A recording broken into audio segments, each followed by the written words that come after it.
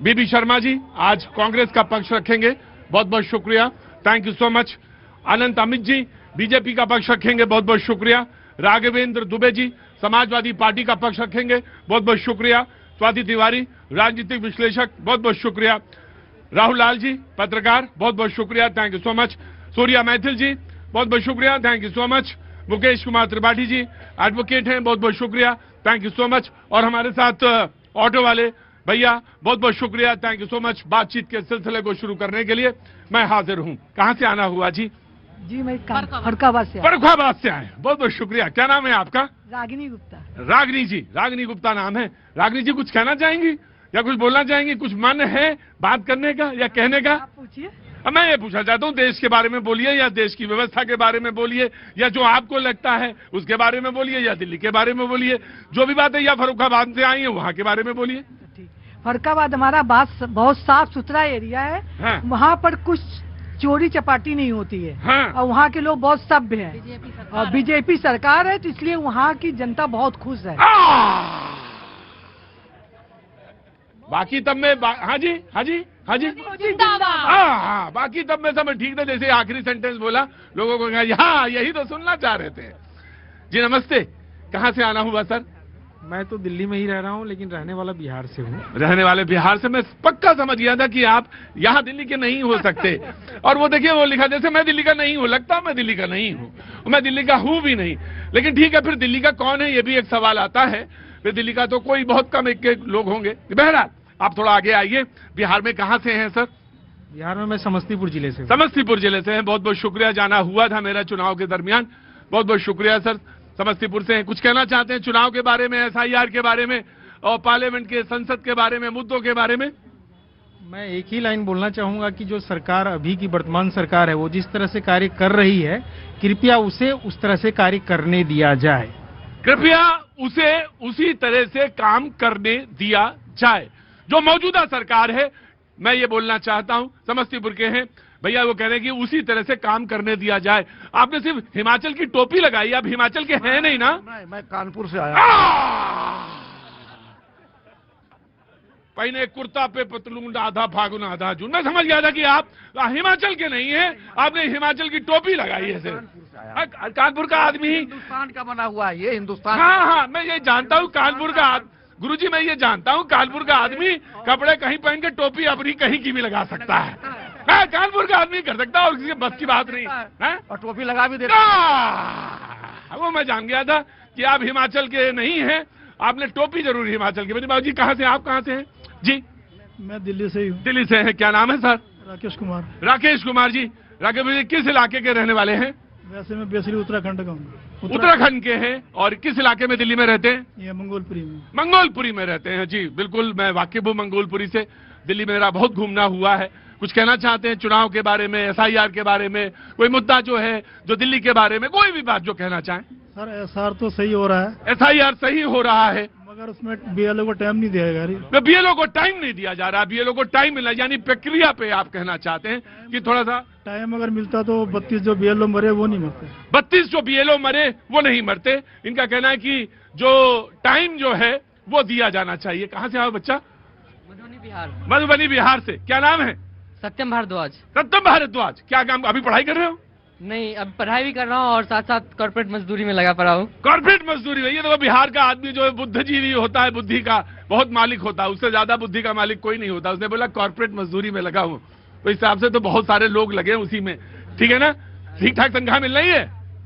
तनख्वाह क्या ठीक ठाक? किसी ने कहा है कि तनख्वाह बहुत अच्छी मिल रही है? ये सवाल हमसे पूछो तो हम भी यही कुछ ऐसे बताएंगे, अरे क्या मिल रही है, सब चल रहा है, गुजर बसर हो रही है। बस नहीं, ठीक है, संघर्ष करते रहो, बस उसके बाद जो निकलेगा वो बहुत अच्छा। कहां से आना हुआ आपका? बिहार से। वो तो मैं समझ गया आपका बिहार से आए। बिहार में कहां से? गया से। जाना सभी को है वहां पे, है ना? वहां जाए बगैर तरेगा नहीं आदमी, है ना जी? कुछ कहना चाहते हैं, बोलना चाहते हैं? ठीक है ना? ऐसा ही आदमी हमें अच्छा लगता है जो दूर से कहते हाँ सब कुछ ठीक है। मैं दो बातें पढ़ना चाहता हूं प्रधानमंत्री मोदी जी की, जो उन्होंने कहा। पहली बात ये कहा कि एसआईआर शुद्धिकरण की प्रक्रिया में आता हूं आपके पास। एसआईआर शुद्धिकरण की प्रक्रिया है, होना ही चाहिए, प्रधानमंत्री ने कहा। उधर उमर अब्दुल्ला जो जम्मू कश्मीर के चीफ मिनिस्टर है, उन्होंने कहा मुझे लगता है कि एसआईआर खतरनाक चीज नहीं है। चुनाव साफ सुथरे हो और किसी को शिकायत ना हो, यह चुनाव आयोग को देखना चाहिए। और वो कहते हैं अगर कोई पार्टी सवाल उठा रही है तो उसे समझाइए कि एसआईआर खतरनाक चीज नहीं है। ये उमर अब्दुल्ला कह रहे हैं जो कि चीफ मिनिस्टर हैं कहां के, जम्मू कश्मीर के। बातचीत के सिलसिले को जोड़ते हैं। सबसे पहले कांग्रेस को बुलाएंगे, उसके बाद BJP and then so on. जी प्लीज। जी नमस्कार सभी को। जी, खतरनाक चीज नहीं है। बिल्कुल सही कह रहे हैं वो, खतरनाक चीज नहीं है। हाँ। 32 लोगों की उन्हें मौत ही नजर नहीं आ रही, खतरनाक है ही नहीं। हाँ। इसी तरह नहीं, ये तो उमर अब्दुल्ला बता रहे हैं। नहीं, बिल्कुल नहीं, बिल्कुल नहीं। आम आदमी की जनता की कोई कीमत उनकी नजरों में है ही नहीं, तो इसलिए वो कह रहे हैं खतरनाक नहीं है। सेम कंडीशन जो आपने अभी एक वीडियो देखा होगा, चल रहा है सोशल मीडिया पे, जेपी नड्डा साहब लगातार बयान दिए जा रहे हैं, उनका सुरक्षाकर्मी नीचे गिरा पड़ा है, उनके मन में कोई उसके लिए वो नहीं है, संवेदना नहीं है, पड़ा रहेगा, कोई बात नहीं। सेम हालत यहाँ हो रही है, 32 लोग आत्महत्या कर चुके हैं, लेकिन वो कह रहे हैं कोई खतरनाक बात नहीं। आपने उनकी बात को ऊपर कर दिया कि 32 लोगों के लिए उन्होंने कोई संवेदना नहीं, लेकिन जो 32 लोग मारे हैं उनके घर वालों से पूछिए कि खतरनाक है या नहीं है, क्यों ऐसा हो रहा है, क्यों इतना प्रेशर में झेल रहे हैं, क्या आफत आ गई, क्या इतनी हबड़ा तबड़ी होगी कि एसआईआर को अभी खत्म करना है। किसी राज्य में चुनाव है, नहीं है, बिहार में आपने करना था, कर दिया। अब ये बिहार के कुकर्मों पे पर्दा डालने के लिए बाकी 12 राज्यों में जो है घोषणा करी गई है ताकि आपके कुकर्मों पे पर्दा डाला जा सके। क्यों नहीं अभी तक? एक सवाल आपसे अगर पूछे, अगर बुरा ना माने तो, बिल्कुल नहीं मानेंगे। आपसे यह सवाल पूछा जाए कि आप आत्महत्या का भी राजनीतिकरण करेंगे, इसका यह सवाल आपसे नहीं पूछा जा सकता क्या, कि आत्महत्या को लेकर आप इतना ज्यादा बार बार ये बात कह रहे हैं, आप राजनीतिकरण नहीं कर रहे हैं क्या? आत्महत्या से पहले जो पत्र लिखे गए या जो पत्र आए वो एक जैसे हैं, ये सवाल पूछ रहे हैं लोग। और क्या यह दबाव नहीं हो सकता कि पश्चिम बंगाल में एक बूथ थे 2000 से ज्यादा, और एक भी ना आदमी वहां से गया, ना एक आदमी मरा, ना कुछ हुआ। इलेक्शन कमीशन ने सवाल पूछा, वो 2000 से ज्यादा जो बूथ थे 448 के आसपास रह गए। तो आपसे तो यह सवाल भी पूछा जा सकता है कि जो आप बार बार सवाल पूछ रहे हैं कि दबाव तो उधर से भी, पार्टी से भी हो सकता है कि बीएलओ इधर आ ना जाना, नहीं तो इधर आए तो तुम्हारी खैर नहीं। तो ये सवाल तो आपसे भी बन सकता है, पूछा जा सकता है। आपने कहा कि उनके आत्महत्या के पत्र, क्या सबकी भाषा एक थी? क्या प्रत्येक व्यक्ति एक ही भाषा इस्तेमाल करता है? नहीं तो मजमून तो होगा ना, कंटेंट होगा कि क्या प्रताड़ित हो के आत्महत्या कर रहा हूं, मेरे पास इसका करने के लिए कुछ नहीं है। जिस बीएलओ ने अपनी वीडियो रिकॉर्ड करके डाली है, एक भी जान कीमती है। आप ये नहीं सोचिए कि अगर 140 करोड़ की जनता है तो उसमें एक जान भी कीमती नहीं है, प्रत्येक जान कीमती है। अगर हमारी राष्ट्रपति महोदया की जान कीमती है तो समाज के अंतिम पायदान पे खड़े व्यक्ति की आपसे अगला सवाल पूछता हूं कि आप तुरंत फौरी तौर पर सुप्रीम कोर्ट में इंटरवेन करिए और कहिए ये 32 लोग या 40 लोगों ने आत्महत्या के, बहुत बड़ा मसला है ये 40 लोगों की आत्महत्या हुई है, इस पे आपको फौरी तौर पे सुनवाई करनी चाहिए, सुप्रीम कोर्ट में जाइए, तुरंत कहिए और सुनी जाएगी। जो कि अगर इतना बड़ा मामला है, इतना बड़ा देश में है कि सिर्फ आत्महत्या का मसला है ये, तो इस पर तुरंत इंटरव्यू करना चाहिए सुप्रीम कोर्ट को। विपक्ष सुप्रीम कोर्ट जाएगा, लेकिन सरकार इस पर संज्ञान नहीं लेगी। हम कह रहे हैं सरकार को छोड़िए। आप संज्ञान क्यों नहीं लेगी इस पे? सरकार संज्ञान क्यों नहीं लेगी? सुनिए, सरकार नहीं, सुनिए, सरकार की नजर में जान की कीमत नहीं है, इसका मतलब ये अगर सरकार ने क्यों नहीं इसे पोस्टपोन करा? सरकार ने क्यों नहीं सिर्फ एक हफ्ते का टाइम बढ़ाया, सिर्फ क्यों नहीं उसे आगे बढ़ाया कि ठीक है? मैं एक बात, अंतिम बात कहता हूं, डिबेट को ओपन करता हूं।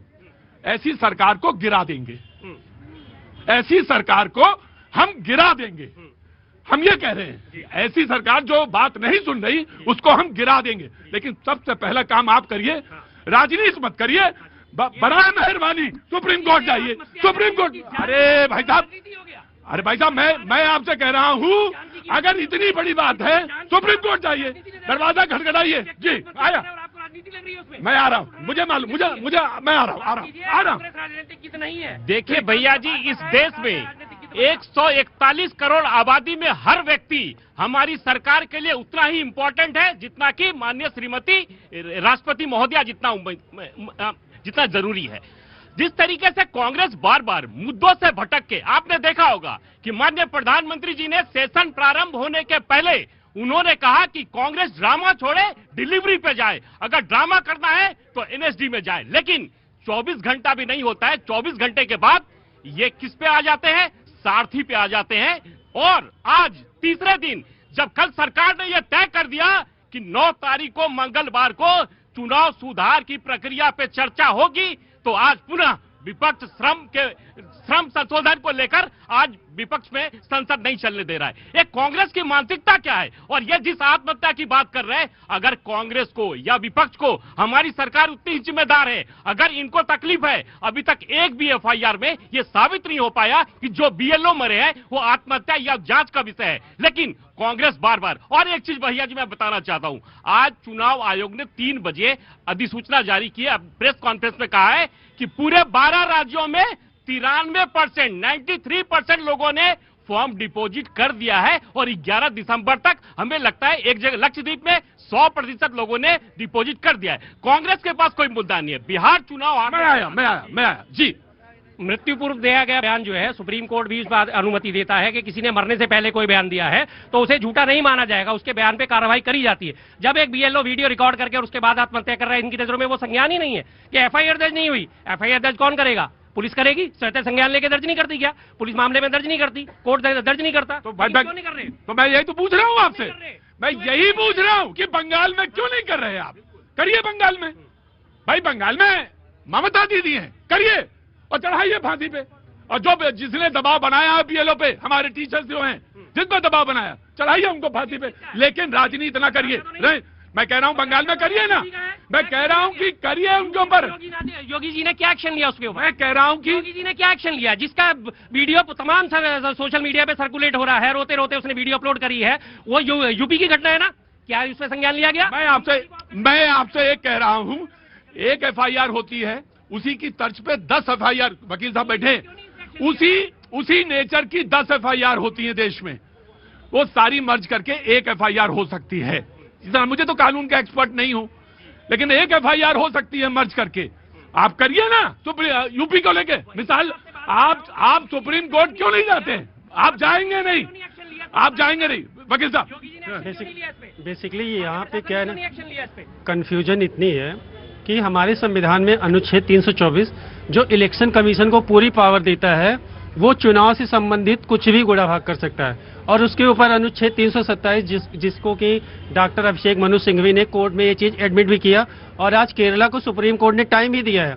रही बात एफआईआर की, तो अगर डिफरेंट स्टेट में कोई भी आदमी कंप्लेन देता है, सपोज ये यहाँ पे दिल्ली में देते हैं और कोई एक आदमी मध्य प्रदेश में देता है, तो 2 से ज्यादा राज्यों में होगा, सुप्रीम कोर्ट में इटसेल्फ वो मेंशन हो जाएगी।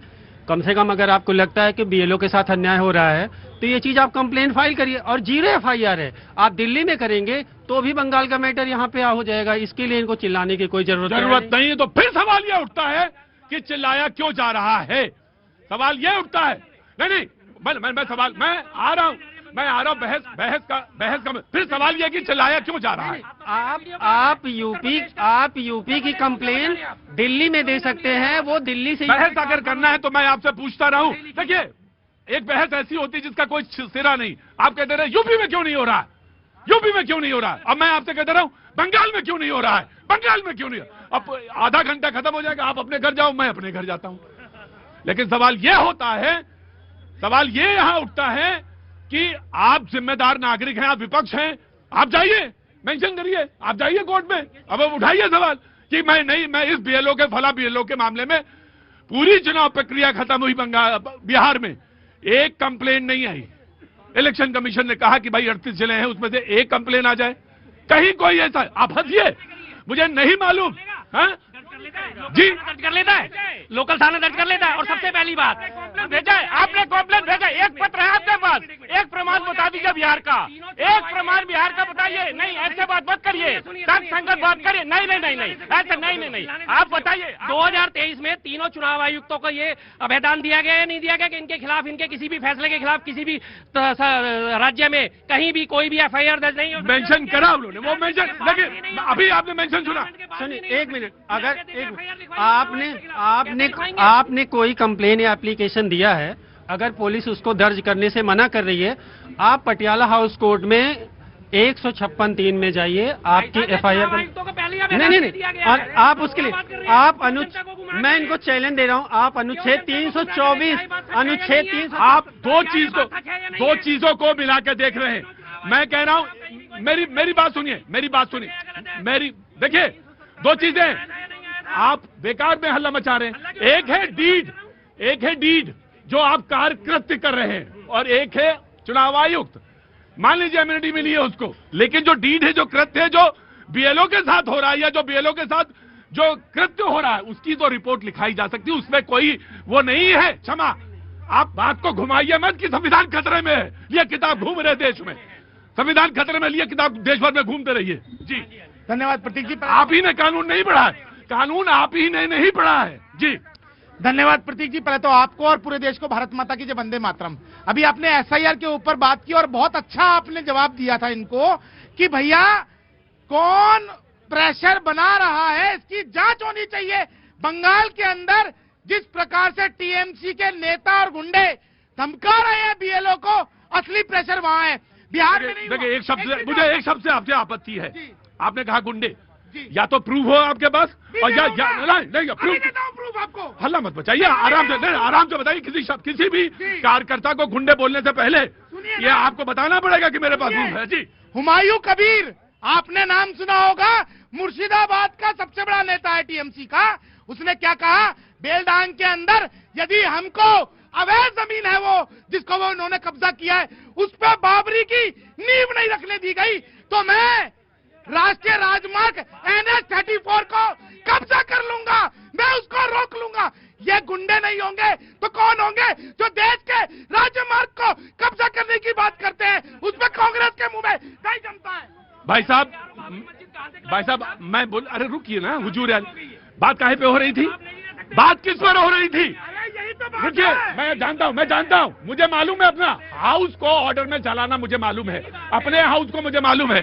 आप जब इसमें मुद्दा हो रहा था, ये बात हो रही थी यहाँ पे, क्यों उठाया आपने मुद्दा? ये क्यों मुद्दा उठाया आपने? अच्छा, मैं दूसरा मुद्दा बात करता हूँ।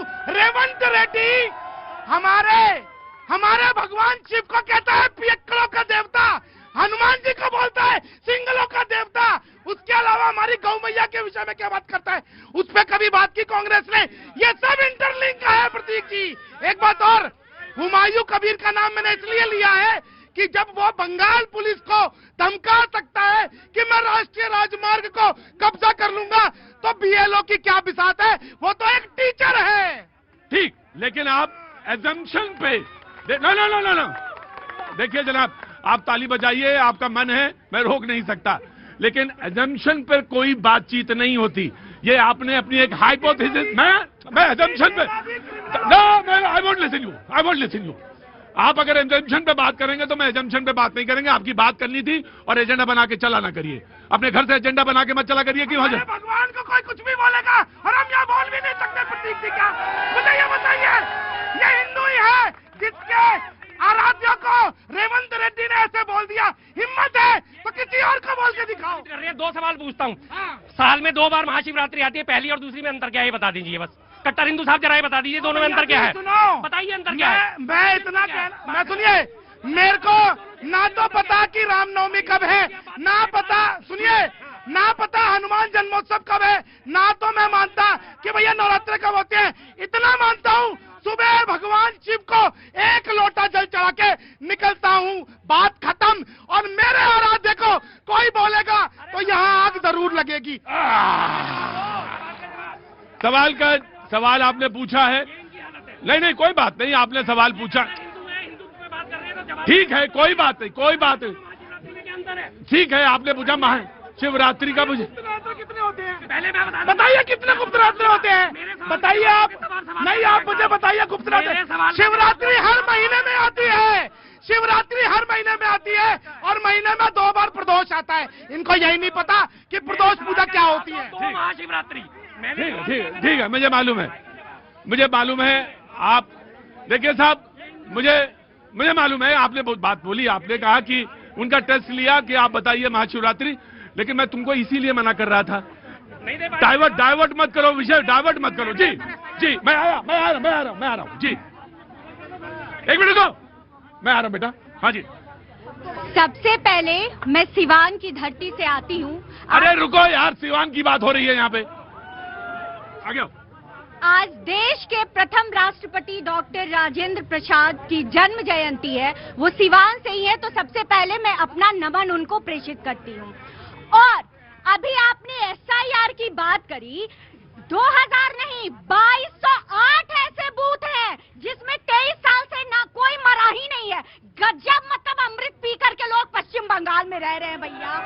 ऐसे ऐसे ऐसे बूथ है, प्रोगेनी बूथ, जहां 2002 में 0 मतदाता, उसके बाद मतदाताओं की भीड़, तो SIR करवाने में तो हालत खस्ता होनी ही होनी है। और बात हुमायूं कबीर की हुई है, मैं बात को डाइवर्ट नहीं करूंगी, एक बात बोलूंगी।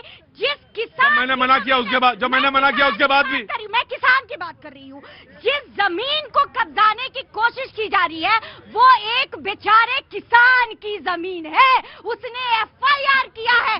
जिस किसान की हितैषी बनने का प्रयास और झूठा प्रपंच इंडी गठबंधन करते हैं, यहाँ उनकी कलाई खुली है। इसलिए मैंने इस बात को रखा, और रखना जरूरी है कि कथनी और करनी में कितना अंतर है। देखिए अब डाइवर्ट कौन कर रहा है, कौन हितैषी है? 750 किसान क्यों मरे थे बॉर्डर पे?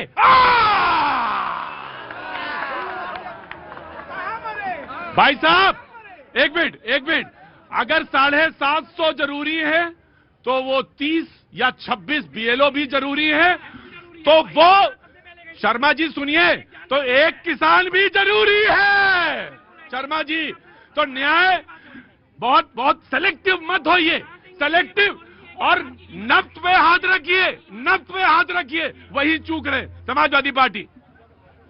देखिए, BLO की अभी मृत्यु की बात हुई, मैंने पहले भी कहा कि कोई भी है सरलीकरण हो सकता है, उसका समाधान भी हो सकता है कि अगर कोई। भाई बेटा सुनो, भाई देखो बेटा सुनो, मैं आ रहा, कहाँ से आया बेटा?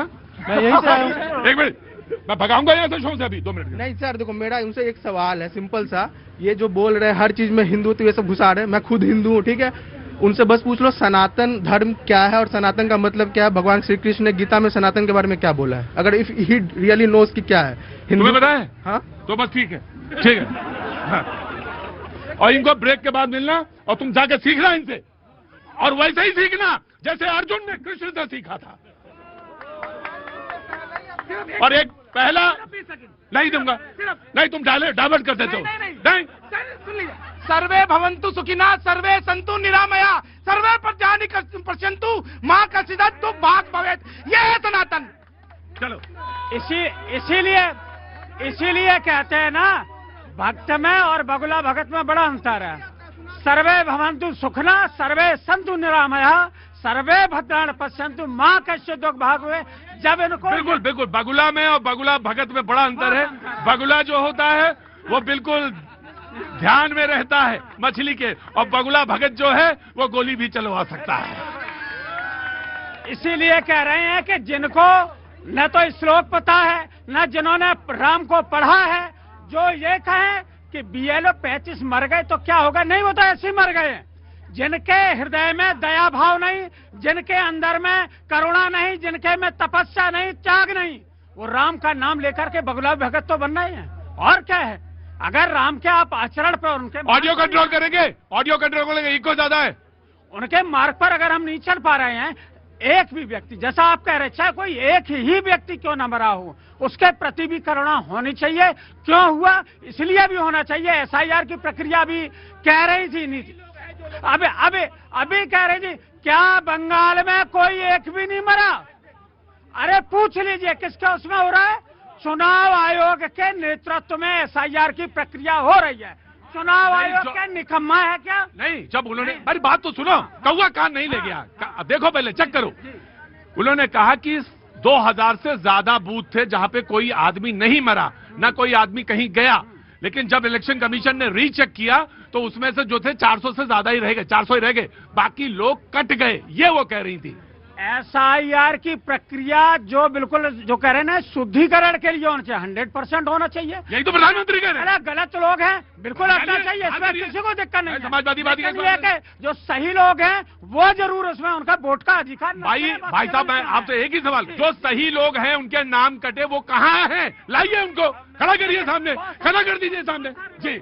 राम की बात करते हैं, राम के आचरण की बात करते हैं, और राम भक्तों पर गोली चलवाते हैं। ये इनका चरित्र है समाजवादियों का।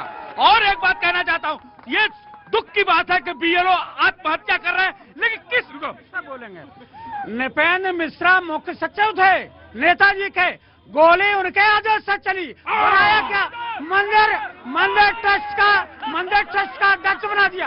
राम मंदिर, देखो कहां से कहां पहुंच गए ये। ये अपने ये कहां से कहां पहुंच गया उनके हाथों में चली। मुलायम सिंह ने बोला गोली मैंने चलवाई थी। मुलायम सिंह जी ने बोला था ये बात कि हमें उनका दिल जीतने के लिए ये हमें काम करना पड़ा। और एक बात मैं कहना चाहता हूं, सुनिए, ये दुख की बात है कि बीएलओ आत्महत्या कर रहे हैं, लेकिन सिर्फ एसआईआर ही कारण नहीं है, कुछ और भी कारण हो सकता है। बिहार में एक भी घटना नहीं होती है, राजस्थान में बीएलओ ने अपना काम करके जो है वो जश्न मनाने लगे। ऐसा क्या है उत्तर प्रदेश में कि बीएलओ की आत्महत्या हो रही है? इस पर सवाल खड़े होते हैं। इस पर सवाल ये खड़ा होता है कि कहीं ना कहीं कुछ ना कुछ साजिश इस बीएलओ के साथ ये कर रहे हैं समाजवादी लोग। देखिए एक बात ध्यान रखिए शर्मा जी आप इनसे पूछते हैं कि इनका फुल फॉर्म बताइए, नहीं जानता, ये पढ़ा लिखा आदमी नहीं है। लेकिन मैं शर्मा जी आप भी पीएचडी नहीं है, ये बस एक गलती में ना रहना, ये गलती में ना कर रहे। और सुनो जो आदमी कह रहा है एक आदमी की मृत्यु पे भी इतना ज्यादा संवेदनशील है, वो एक गरीब के आवाज उठने पे इतना गैर संवेदनशील है। वो ऑटो वाला है तो आप उसके गिरबान में हाथ पकड़ लेंगे। No, this is not allowed जी। नो शर्मा जी उसकी कान में फूकेंगे तो ये नहीं होगा जी। देखिए प्रतीक जी, मैं फिर उसी बात पे आऊंगा कि बीएलओ की आत्महत्या यदि हो रही है तो कांग्रेस विपक्ष के रूप में है।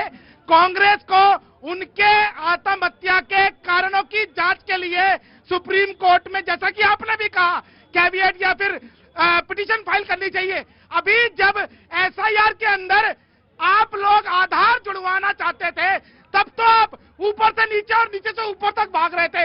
आज यदि बीएलओ किसी भी कारणवश आत्महत्या कर रहे हैं और उनकी आप आत्महत्या की जांच कराना चाहते हैं तो आपको क्यों नहीं जाना चाहिए जी।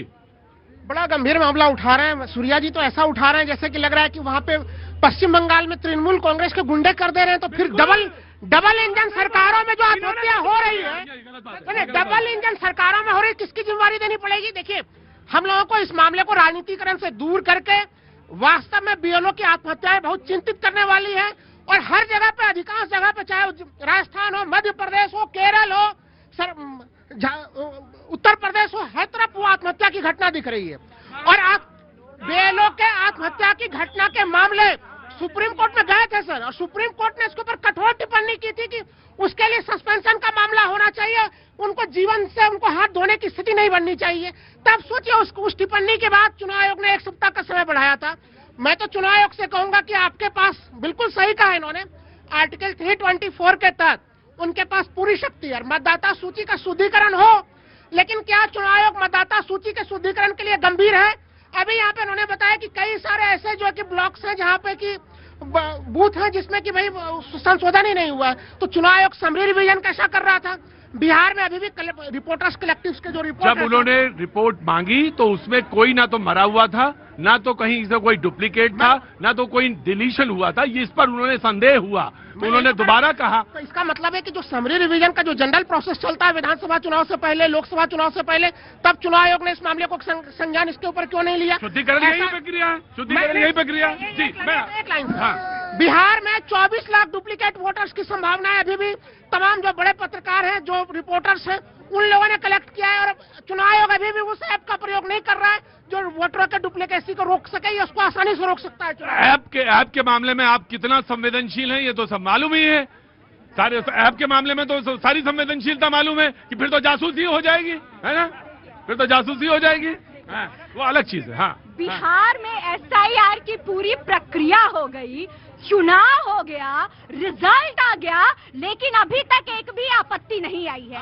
आएगी आपत्ति, मैं बोल रही हूँ। एक घुसपैठिया भी नहीं मिला है बिहार में। घुसपैठिया नहीं, मैं गलत वोटर्स की बात कर रही हूँ। मैं गलत वोटर्स की, मैंने घुसपैठिया शब्द तो बोला ही नहीं। मैं गलत वोटर्स नहीं होने चाहिए, मैं ये बात कर रही हूँ।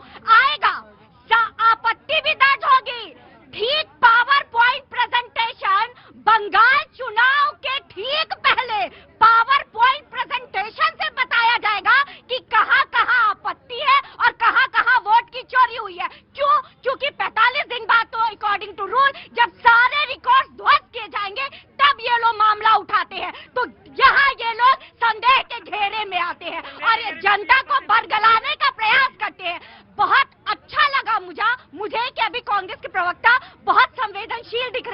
बीएलओ की आत्महत्या और जो उनकी मृत्यु हो रही है बिल्कुल होनी चाहिए, लेकिन ये संवेदनशीलता भी जब आप बहुत पर्टिकुलर होकर के करते हैं, जब 84 में इंदिरा गांधी मरती हैं और जब सिखों का नरसंहार होता है तो कहते हैं कि जब भारी वृक्ष गिरेगा तो धरती डोलेगी, तब संवेदनशीलता कहाँ थी?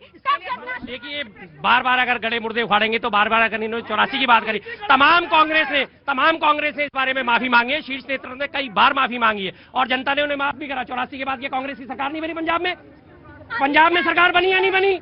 दिल्ली में सरकार बनी या नहीं बनी? कितने राज्यों में सरकार बनी 84 के बाद? माफ करा था ना इसलिए। और दूसरी बात जो आप देखिए, एक मिनट ये कह रहे हैं, एक मिनट रुकिए, मैं कि आप गले मुर्दे ना उठाइए। इलेक्शन एक मापक होता है और अगर कोई जीत के आता है बार बार तो ये इस बात की गारंटी होता है कि वो सर्वमान्य नेता है। अब आगे बोलिए। ठीक है जी, आपकी बात से सहमत हूं। आपने कहा, मैंने कुछ नहीं कहा। मैं काट ही नहीं रहा आपकी बात। मैं काट ही नहीं रहा। मैंने आपकी बात को ही रखा। सर्वोपरि चुनाव जीत के आ रहा है तो उसके बाद आप सवाल काहे उठाएंगे? नहीं उठाएंगे। सवाल तब उठाए जाएंगे जब चुनावों में चोरी होगी, जब वोट चोरी होगी। सवाल क्यों उठाए जाएंगे? एक सज्जन अभी आज यहाँ सुनिए ना, मैं आप ही के पास आऊंगा। चुनाव तब उठाया जाएगा जब चुनाव कोई जीत जाएगा, तो कर्नाटक में सवाल नहीं उठाया जाएगा, हिमाचल में सवाल नहीं उठाया जाएगा। प्रतीक जी, सबसे पहले सवाल कर्नाटक की आनंद विधानसभा का लिए उठा था और कर्नाटक में सरकार कांग्रेस की ही है, मानते हैं ना? क्यों? अब आप इस बात को कैसे कह सकते हैं कि हमने अपने घर के बारे में सवाल उठाया? क्योंकि हमें चुनाव प्रक्रिया में जो दोषपूर्ण स्थिति चल रही है उसको उजागर करना है। एसआईआर होनी चाहिए, करिए एसआईआर। इससे पहले भी एसआईआर हो चुकी है, लेकिन उस प्रक्रिया जो है उसका जो पालन करा जाए ढंग से, उसे तो देखिए कि बीएलओ आत्महत्या कर रहे हैं, कितनी प्रताड़ना सहन कर रहे हैं। आप थोड़ा सा टाइम एक्सटेंड कर दीजिए। चतुर्थ श्रेणी के कर्मचारी जिन्हें विचारों को फॉर्म नहीं भरना आता, जिन्हें साइन नहीं करने आते, उन्हें आपने बीएलओ बना के ड्यूटी पे लगा दिया। ये क्या तरीका है? राइट नाउ तो बीजेपी विल रिस्पॉन्ड। देखिए भैया, जिस तरीके से कह रहे दीपक महतो बीएलओ है झारखंड पश्चिम बंगाल में। उन्होंने बार बार इलेक्शन कमीशन को कहा कि मैं एक बूथ पर गया, उस बूथ पे लोगों ने कहा कि अगर ये नाजायज वोटर है, इनका वोट काटोगे तो तुमको हम मार देंगे। वो बीएलओ था। अगर उसके लिए सरकार खड़ी हुई, इलेक्शन कमीशन ऑफ इंडिया खड़ी हुई, लेकिन अगर जिस तरीके से कांग्रेस बार बार बीएलओ के ऊपर आरोप लगा रही है, मौत की बात कर रही है, तो ये एसआईआर कोई पहली बार तो नहीं हो रहा है। एसआईआर हिंदुस्तान में चौथी बार हो रहा है। 2002 और 2003 के दौरान भी हुआ। लेकिन जिस तरीके से हम जो मुद्दों को लेकर सड़क से सदन तक जा रहे थे, आज वही मुद्दों को लेकर ये हमारे खिलाफ जा रहे हैं। और बिहार की जनता ने यह बता दिया कि एसआईआर इस देश की जरूरत है। और वोट ऑफ परसेंटेज आजादी के बाद बिहार में जो वोट ऑफ परसेंटेज हुआ, ये देश और दुनिया को बताया। और बिहार के चुनाव के दौरान विदेश से 7 देश से लोग आते हैं हिंदुस्तान की लोकतांत्रिक प्रक्रिया को देखने के लिए, और वो खुश होकर जाते हैं। और आज जिस तरीके से इलेक्शन कमीशन ऑफ इंडिया की पूरे दुनिया में डंका बज रही है, तो निश्चित तौर पे एसआईआर इस देश की जरूरत है। एसआईआर की सामने बात उठाई, एक मिनट बाद, इससे पहले जो एसआईआर की सामने बात उठेंगे, पहले भी हो चुके। ये बता दीजिए, इससे पहले एसआईआर में क्या कभी बीएलओ ने आत्महत्या करी थी? क्या इससे पहले की एसआईआर में कभी किसी बीएलओ ने आत्महत्या करी थी? एक सवाल और भी हो सकता है। ये सवाल तो लाजमी है कि क्या किसी बीएलओ ने पहले आत्महत्या की थी, और सवाल यह भी हो सकता है कि क्या इससे पहले उस समय जब एसआईआर हो रहा था, वोट चोर गद्दी छोड़ का नारा लगा था? किसी ने विरोध नहीं किया था। हाँ जी, जब एसआईआर हुआ था तब तो विरोध हुआ ही नहीं था। वो प्रक्रिया ममता जी, वही राबड़ी देवी वही कह रही थी। तो सवाल तो दोनों तरफ से सवाल हो सकता है जी। मैं वही चीज कह रहा हूँ कि 2002, 3, 4 जब इसके पहले एसआईआर हुआ है, तब सोचिए कितनी सर्वसहमति के साथ हो रहा था कि न सत्ता पक्ष न विपक्ष, किसी की तरफ से कोई विरोध की स्थिति नहीं थी। हमें लग रहा है चुनाव आयोग ने इस बार तमाम राजनीतिक दलों को विश्वास में लेने का प्रयास भी नहीं किया है, उसका भी एक कारण हो सकता है ये। एक मिनट, 2002 और 2003 के दौरान ममता बनर्जी जी विपक्ष में होती हैं और वो कहती हैं कि जिस तरीके से बंगाल में घुसपैठिए आ गए हैं, इनको बाहर करना है। 2002 में राबड़ी देवी बिहार की मुख्यमंत्री होती हैं, वो कहती हैं कि जितना घुसपैठिया बिहार में आ गई बा, एकनी के बाहर करे के बाद। ये दो पार्टी उस समय 2002 और 2003 की बात होती है। अब ये मौत की बात कर रहे थे। बिहार में जितने घुसपैठिए सबको निकालिए, लेकिन घुसपैठिए है का? तमाम जनता खड़ी है भाई। अड़ोस पड़ोस में कोई घुसपैठिया रहता है? बताइए कहाँ रहता है? आपके बस की अगर सुनिए, अगर रहता है आप डिटेल दीजिए, थाने में फोन मैं करूंगा। आप डिटेल दीजिए, थाने में फोन मैं करूंगा अगर आपको डर लगता है तो। अगर आपको थाने में कंप्लेंट करने से डर लगता है, FIR मैं करवाऊंगा। बताइए अपनी डिटेल लिख के दे के जाइए। हम तैयार हैं, हम तैयार हैं। मैं ये कहना चाहता हूँ, ये वोट चोरी की बात करते हैं। 2010 के विधानसभा में 2010 के विधानसभा में बिहार में 6% वोट लेकर के कांग्रेस पार्टी आती है और मात्र 4 सीट लेकर के आती है। उस समय कौन सी वोट चोरी थी, ये बताइए जरा आप। ना 3 में ना 13 में, जहां देखो वही वोट चोर का आरोप लगा करके बैठे हुए हो। राइट प्रतीक जी, मेरे एक सवाल है। ऑडियो संभाल लो जरा बेटा, ऑडियो एक मिनट, ऑडियो संभालना। प्रतीक जी, एक मिनट। प्रतीक जी, मेरे एक सवाल है। बीजेपी वालों से शिकायत है, कांग्रेस वालों को पेंशन कर दीजिए, क्योंकि उनके घरों में भी विरोध हो रही है। ये उल्टा पटंग बातें करके तो जाके चले। किसको पेंशन चाहिए? कांग्रेस वालों का प्रवक्ता को पेंशन करवा दीजिए, बीजेपी वालों से उल्टा तरफ से बोल के चले आते हैं, फिर उनके घर में विरोध है, खाना नहीं मिलता इनको। क्या नाम है आपका? प्रकाश। वो कांग्रेस उड़ीसा से तो है जय जगन्नाथ, लेकिन ये कांग्रेस वाले पेंशन दिलाना चाहिए। नहीं, आप रोज नहीं बोलेंगे, रोज नहीं बोलेंगे। इधर कौन बोलेगा? नहीं, आप खड़े, आप 6 महीना पहले आके खड़े होइए, कब आएंगे आप नंबर? हाँ जी, बड़े खड़े ना चुपचाप। देखिए, अगर देश में घुसपैठिए हैं, वो कहीं भी हो, वो चुनावी मुद्दा नहीं होना चाहिए। उसे साबित करना पड़ेगा कि आपने कितने निकाले। 11-12 साल की सरकार हो गई, आप बताइए, लिस्ट बताइए कितना आपने निकाल दिया। बिहार में भी यही मुद्दा बनाया था, लेकिन वहां पर पूरी SIR प्रक्रिया हो गई। SIR प्रक्रिया के बाद आप बताइए ना कि आपने कितने घुसपैठियों चिन्हित किए और उनको निकालने का काम किया। ये तो सब चाह रहे हैं। राइट स्वाति जी। बंगाल में आज ही नादिया जिला है, उसमें बहुत सारे फेक वोटर आई कार्ड नाले में मिले हैं और स्थानीय लोगों ने ये कहा है, क्योंकि जब निकाला गया तो वो स्थानीय लोग के ही वोटर कार्ड थे। स्थानीय लोगों ने ये कहा कि हमारे वोटर कार्ड घर में है, मतलब कि डुप्लीकेसी, वहाँ पे फर्जी वोटिंग कराने का जो तंत्र है वो इतना मजबूत हो गया है कि इस स्तर पे जो है वो डुप्लीकेसी की जा रही है कि जो कार्ड्स हैं उनके ही डुप्लीकेट बना करके भेजे जा रहे हैं। तो इन लोगों को बहुत ज्यादा मिर्ची लग रही है इस बात पे।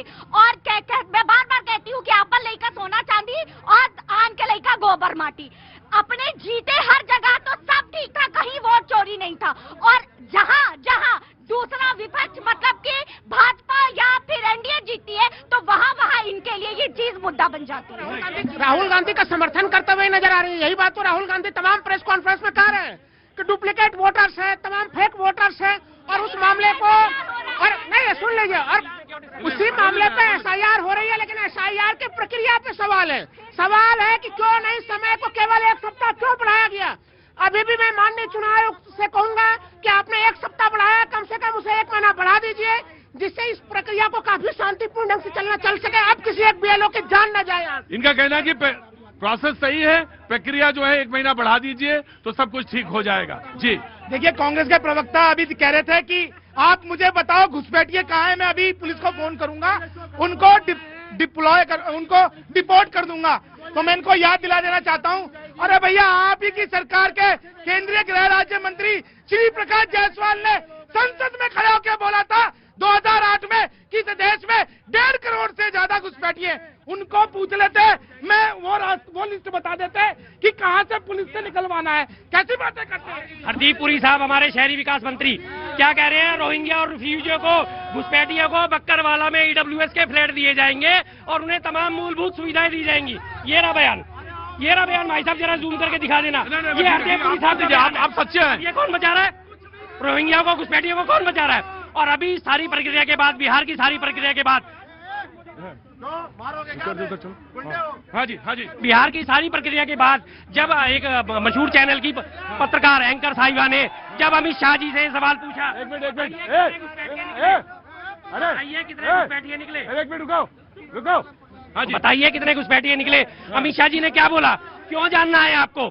जब पूरे देश में घुसपैठिए करा जा रहा है तो आप उनका आंकड़ा भी तो दीजिए, कितने डिपोर्ट करे आपने? उन्होंने फिर पूछा, सर बताइए ना, दूसरे चैनल की पत्रकार है, आपको भी मालूम है। ठीक है। मुझे लगता है कि जैसे अभी राहुल लाल जी कह रहे थे कि प्रक्रिया को बढ़ा देना चाहिए। कोई दिक्कत नहीं, कोई ट्रेन नहीं छूट रही है, कोई ऐसी दिक्कत नहीं है। अगर कोई दिक्कत हो रही है, समय बढ़ा दो, क्योंकि सभी राज्यों के, चाहे उत्तर प्रदेश हो या दूसरे राज्य, उनमें अभी चुनाव का समय है। और अगर उस प्रक्रिया को बढ़ा दिया जाता, अगर वो आसानी से हो जाए, और मुझे लगता है और शुद्धिकरण के साथ होगी, क्योंकि अभी दबाव